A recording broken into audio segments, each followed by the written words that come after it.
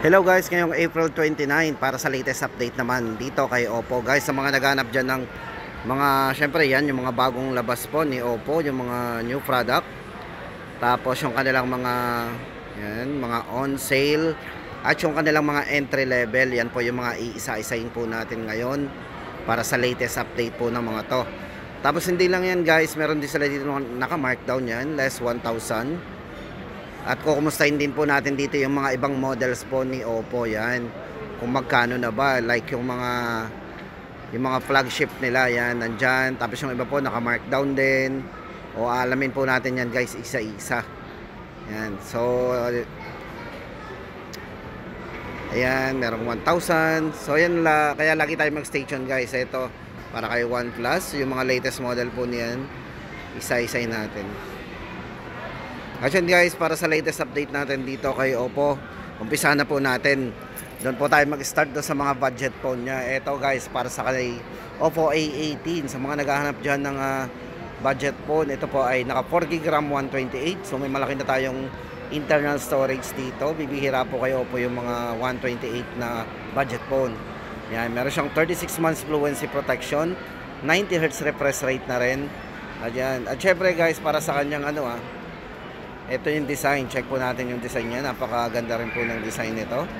90Hz refresh rate na rin. At saka yung kanyang touch sampling rate. Yan. Bali guys, ito ay merong 8 megapixel para sa kanyang main camera at 5MP naman sa front. Side mounted fingerprint na rin para sa kanyang security unlock. Yan.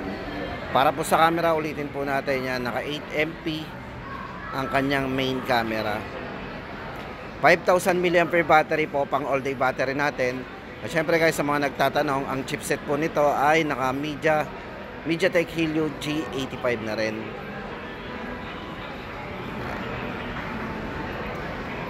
So ayan guys, ang ating latest update dito kay Oppo A18. Tama-tama to sa mga naghahanap ng kanilang extra phone, pang regalo, na halagang 5,499 lang. Tapos hindi lang yan guys, ito sunod na natin yung kanilang naka-markdown. Ito meron sila ditong price drop, less 1,000. Ito po si Oppo A38. Sa mga nagtatanong nga po dyan ng kung may mga naka-sale daw, ito tama-tama po sa inyo guys. Ito guys, check na natin ang price nito, 6,999. Naka 8GB RAM 128 na rin po ang internal storage niya. Pero lahat guys na nabanggit natin, ito ay expandable naman up to 1TB din. Ayan, para sa kanyang specs and parameters, size ng screen naka 6.56, high definition plus, tapos naka 90Hz na rin po yung refresh rate. Ito po yung design guys, check natin. Para po sa kanyang chipset, ito ay naka MediaTek Helio G85 din. Ang maganda po sa kanya, yung camera guys nito, meron na rin itong 50 megapixel pagdating sa kanyang main camera. Tapos 2MP para sa macro lens at 5MP naman po para sa kanyang front camera. 33 watts superbook charge with 5,000 mAh long lasting battery po yan. Yan, ulitin po natin, MediaTek Helio G85 ang kanyang ginamit. At syempre naka Android 13.1. Yan, at meron na rin siyang 36 months fluency protection para sa kanyang hindi magbabago yung performance nito guys for 3 years. Naka 2D premium design po yan. Yan. Check po natin yung ibabaw. Medyo naka 2D talaga yung datingan yan. Yan guys, para sa latest update natin, naka-sale po 6,999 na lang. Oppo A38. Then guys, next naman natin si Oppo A58. Sa mga nagtatanong nga pala ng Oppo A58, ito na po yung ating update sa kanya. Yan, unahin muna natin yung kanyang napakagandang design, napakakinis. Ito guys, para sa kanyang specs and parameters, size ng screen ito yung naka 6.72.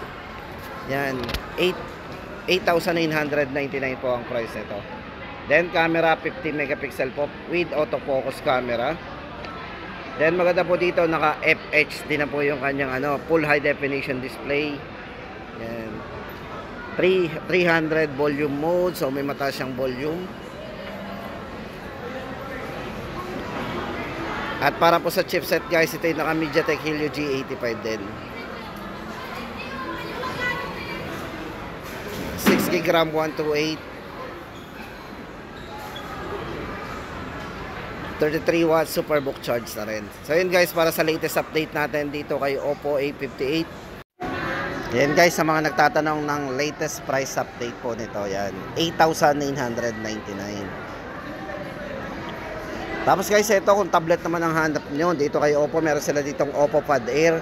Ito guys, dating 13,999 ang alam kong price ito, pero ito nakailang markdown na po to ha, padalawa na yata to. Ngayon po 10,999 na lang po yan. Yan guys, so naka quad speaker po yan para sa ating surround sound. So may malakas na volume po yan. O diba? So yan, napakanipis din po ng kanyang ano sobrang nipis din ito. Yan, sa camera, hindi na rin pauhuli yung camera nito. May malinaw na camera na din. Yan guys, kung naghahanap tayo ng tablet na naka-sale dito kay Oppo, ito 10,999 na lang po yan. Then sa battery nga pala guys, mention natin 7,100 mAh po yung battery nito. Tapos yung size ng screen naka 10.36 inches po yan. Almost 11 na rin po yan. So very handy. Yan guys, lipat na tayo dito sa mga bagong product po ni Oppo. Huling lumabas po pagdating sa kanilang 11 series, 11F 5G. Ayan guys, ito bale size ng screen to yung naka 6.7. Ayan, naka center ano po yan opening. Then naka 2.5D borderless yung kanyang yung kanyang design, naka AMOLED screen. Then sa camera guys, ito isa sa pinagmamalakan to, 64 megapixel para sa kanyang ultra clear triple camera. Then pagdating po sa charging nito guys, naka 67 watts super plus charge with 5,000 mAh battery. At equipped na po ito ng IP65 para sa kanyang water and dust resistant. Yan, check po natin yung kanyang 64 megapixel ultra clear triple camera. So napakalinaw guys. So maganda dito guys sa kanila, may mga 0.6 po yan para sa kanyang ultra wide angle.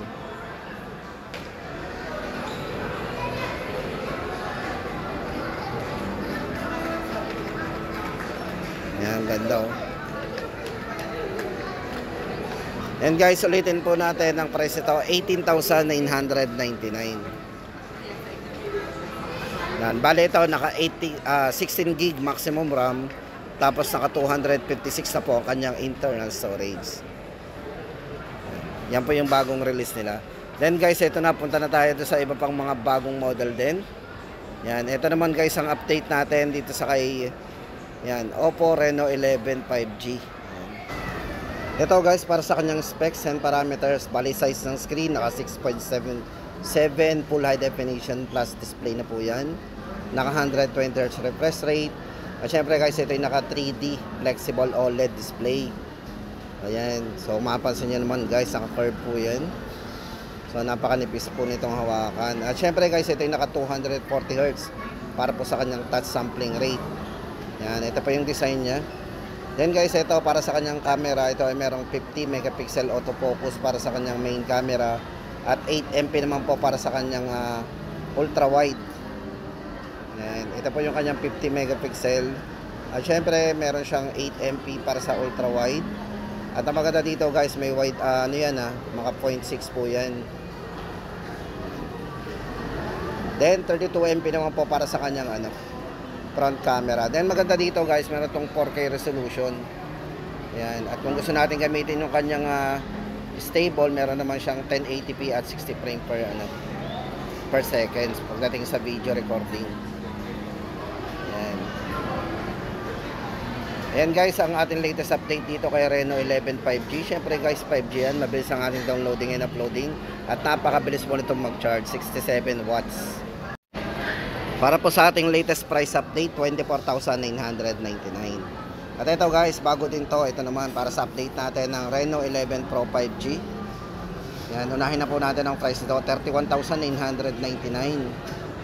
Ito guys, naka 6.7 AMOLED screen, naka high dynamic range po to, plus certified 93% screen to body ratio. Bali, ito po ay naka 12 gig RAM, 512 gig. Napakalaki na po ng kanyang internal storage. No need na tayo sa sobrang laki. Then guys, maganda dito, naka 6.7 AMOLED screen, with high dynamic range din to, naka-certified 93.3 screen to body ratio po talaga. Naulit natin. At pagdating po sa camera guys, kung more on camera, tama-tama sa inyo to kasi ito ay naka 50 megapixel ultra clear para sa kanyang main camera. Yan, napakalinaw po ng camera nito. At syempre guys, ito ay naka 112 para sa kanyang ultra wide angle, 112 degree. At kung front camera naman, 32 megapixel para sa kanyang ultra clear selfie. Yan, meron din po siyang EIS and OIS para sa video. Ito guys, yan, bali ito ay naka curved screen din. Ito po yung isa sa pinaka top of the line ni Oppo, yan, 11 Pro 5G. Yan, price natin 31,999. Then guys, lipat naman tayo sa mga iba pa dito guys. Meron pa dito tayong may mga naka-sale din dito. Syempre yung mga latest model din. Yan, sunod na po natin ito si sa mga nagtatanong nga pala guys, ito meron ditong ito yung update naman natin kay Reno 11 5G. 24,999. Naka 50 megapixel para sa kanyang main camera with optical image stabilization. Bali ito, naka-curve din po ang screen yan.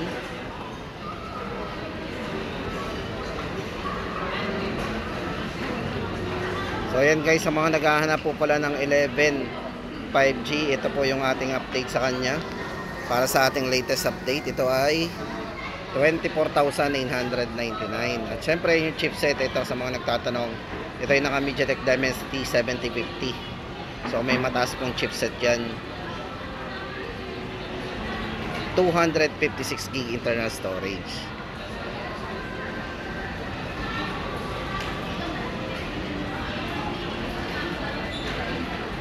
Yan guys, update natin 24,999. Check naman po natin yung camera guys, kung gaano kalinaw. Yan, yung mga ultra wide angle, tama-tama yan. Sakop na sakop tayo lahat dyan. Yan maganda kasi sa ultra wide hindi na tayo kailangang mag-adjust. Camera talaga yung mag-a-adjust talaga.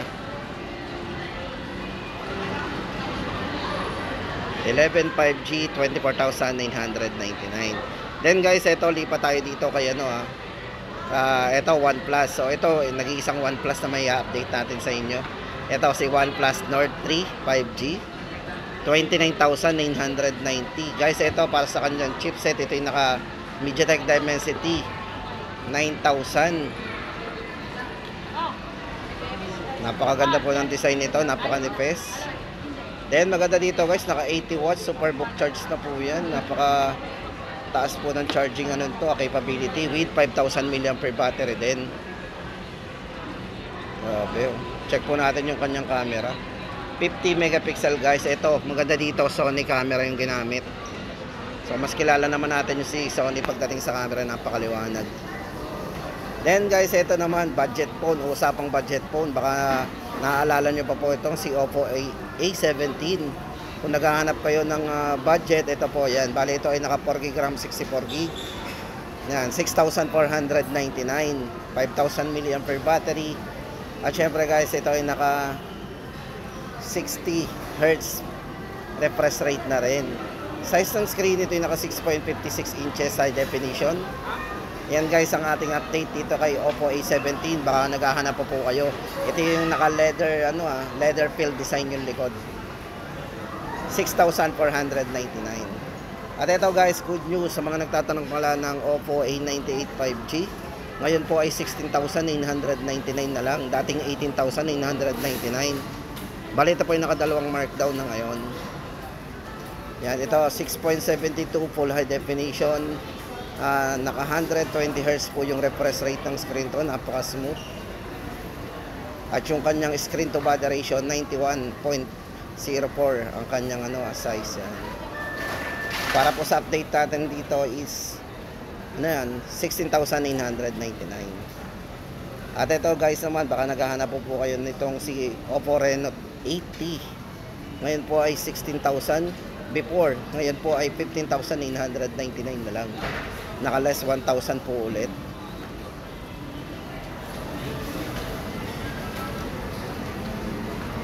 So yan guys ang ating latest update do sa kanilang mga naka-markdown ngayon. Yan, ulitin po natin, 15,999 na lang. At yung ating last sa ating listahan para sa ating latest update ngayong April 29. Ito si Oppo Reno 10 5G. Baka may naghahanap po sa inyo ng Reno 10 5G guys. 23,999 pa rin. Ito po kasi flagship din eh. Kaya syempre, same price pa rin. Ito pa rin po yung update natin. Ito yung naka 6.7 full high definition. 120Hz refresh rate din. At naka 3D AMOLED screen. At para po sa kanyang touch sampling rate 240. Yung kanyang ano. At yung camera guys, 64 megapixel para sa kanyang main camera. Yan, para sa latest update po natin, yun, 23,999. At yan guys, nagtatapos ang ating latest update ngayong April 29 dito kay Oppo.